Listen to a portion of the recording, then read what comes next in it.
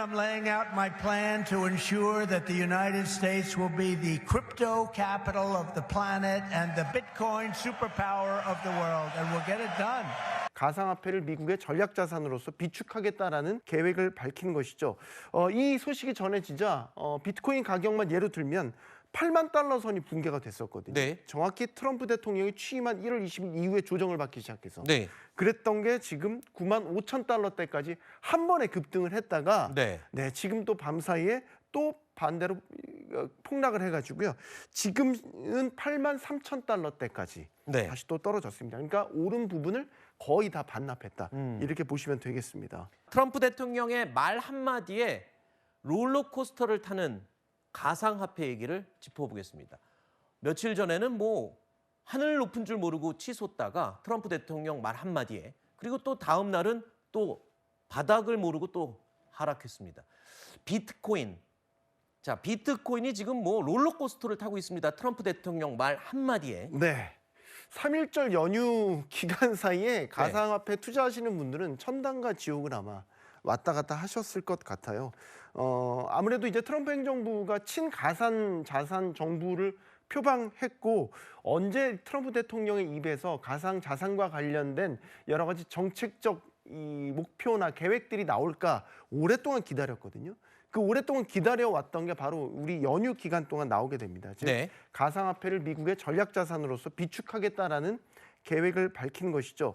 이 소식이 전해지자 비트코인 가격만 예로 들면 8만 달러 선이 붕괴가 됐었거든요. 정확히 트럼프 대통령이 취임한 1월 20일 이후에 조정을 받기 시작해서 그랬던 게 지금 9만 5천 달러대까지 한 번에 급등을 했다가 지금 또 밤사이에 또 반대로 폭락을 해가지고요.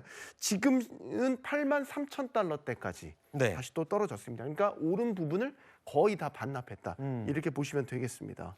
자, 트럼프 대통령 후보 시절서부터 이 코인에 대해서 굉장히 강조를 했었죠. 당시 목소리 잠깐 들어보겠습니다.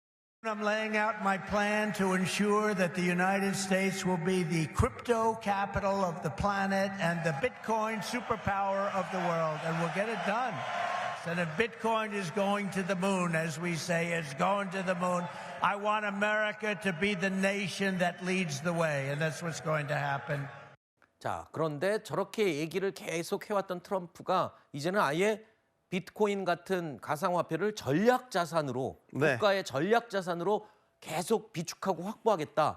그런 거잖아요. 이게 글쎄요, 전 세계 시장에 지금 영향을 끼칠 건데 우리도 좀 전략자산으로 고려를 해야 된다 이런 분위기는 없습니까? 우리는 아직 그렇게까지는 생각을 못하고 있기는 한데 만약에 미국이 정책 기조를 정말로 바꿔서 전략자산으로 비축하기 시작한다면 아마 우리나라를 포함해서 다른 나라 당국에서도 그렇게 심각하게 검토해야 되지 않을까라는 생각이 들고요. 이 전략 자산으로 비축한다는 거에 대한 무게감을 우리가 좀 생각을 해봐야 될 것 같아요. 예를 들어서 국가가 전쟁이나 예상치 못한 위험에 대비를 해서 어떤 물자 같은 것들을 비축해 두지 않습니까? 그렇죠. 원유가 대표적인 거죠. 그런 것처럼 이제 비트코인을 그런 자산처럼 비축해 두겠다라는 의미이거든요. 이거는 그럼 쉽사리 사고 팔고 하지 않고 언젠가 최후의 수단으로서 이거를 사용하기 위해서 비축을 해두겠다라는 거니까 미국 달러를 쥐고 있는 이 미국 정부가 이 비트코인을 전략적으로 비축해서 사 모으기 시작한다면 아마 전 세계 가상화폐 시장은 들썩일 수밖에 없을 겁니다. 비트코인 자체가 발행량이 제한돼 있잖아요. 그렇죠. 이 제한돼 있는 자산을 갖다가 미국이라는 거대한 나라가 가져와서 저장해 두겠다라는 거니까요. 공급이 굉장히 딸리게 될 것이고요. 이에 따라서 비트코인을 사려는 수요는 더 폭발적으로 늘어날 여지가 충분히 있다고 봅니다. 그러면 나중에는 비트코인을 많이 확보한 미국이 전 세계 비트코인 가격을 좌지우지할 수 있는 그런 상황이 올 수도 있는 거 아닙니까? 네, 그렇죠. 이제 정말로 달러를 대체할 통화의 패권을 비트코인에서 찾을 수도 있다라고 이야기를 할 수 있겠죠. 그런데 이제 그거의 규모나 양들을 좀 봐야 되긴 하는데 일단은 전략 자산이라고 했으니까 그 비중을 절대로 무시하지는 못할 겁니다. 못하는데 내부적으로 좀 합의가 됐는지는 여러 가지 논란이 있어요. 예를 들어서 미국 연준의 동의를 구한 것인지 혹은 예산권을 쥐고 있는 미국 의회의 완벽한 합의가 이루어진 것인지 이런 부분들을 여전히 남은 변수로 보고 있거든요. 지금 트럼프 대통령은 행정명령을 통해서 전략자산 비축을 시도하겠다라는 건데 결국 예산을 들여서 전략 자산을 계속해서 비축하려면 의회 동의 없이는 어. 쉽지 않을 겁니다. 관련 법 개정도 필요하게 될 것이고요. 네. 이런 부분들을 제반적으로 봤었을 때 트럼프 대통령의 계획이 일단 구체성이 좀 떨어진다. 아, 그럼 아직은 보는 발언 거예요. 수준인 거죠? 그러니까 하루 만에 지금 아하. 올랐던 부분을 다 반납하고 있는 것들이 네. 좀 구체성이 떨어진다라는 부분도 있는 것이고 네. 또 하나는 이해관계 충돌도 여전합니다. 네. 트럼프 대통령 일가가 가상화폐 업계와 아주 밀접한 관련을 가지고 있어요. 그렇죠. 네, 장남, 차남, 네. 가상화폐 플랫폼에 적을 두고 있는 것으로 알려져 있죠. 네. 트럼프 본인은 또 선거 유세 기간 동안 본인의 이름을 딴 코인도 발행한 바가 있습니다. 즉 가상화폐 시장을 미국 정부가 대대적으로 띄운다라고 하면 트럼프 일가의 재산이 불어나는 효과가 있게 되는 겁니다.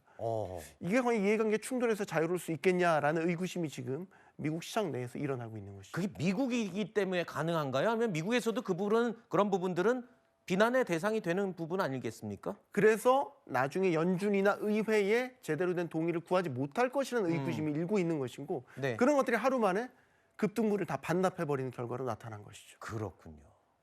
알겠습니다. 지금은 어떤가요? 그 거래소 새로 생긴 그 거래소. 아까 대체거래소 네, 말씀이시군요. 대체거래소.